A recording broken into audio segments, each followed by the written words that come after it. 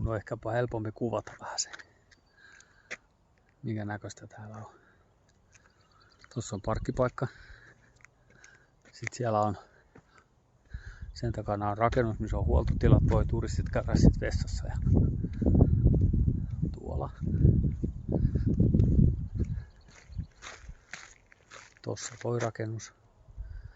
Toi. Pääportti on tuolla. Tuossa on alaportti, mistä päästään tonne rantaa pitkin linnaa ja puutarhaan. Siellä on veneen näkyy tuolla rannassa.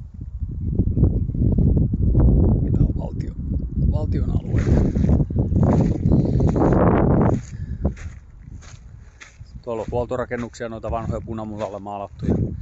Siellä on korjaamot ja tekniset huoltojutut ja muut. Siinä. Ranta noin lähellä. Meri näkyy ja Kuparivuoren kalliot. Ja aurinko paistaa. Mä en näe yhtään mitään, kun mä kuvaan.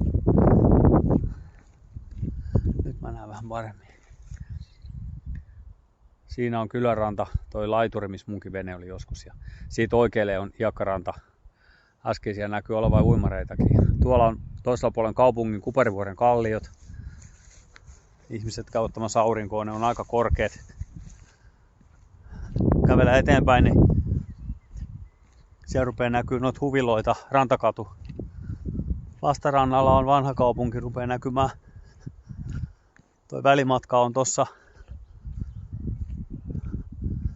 ehkä 700 metriä, 800 metriä tuolle toiselle puolelle.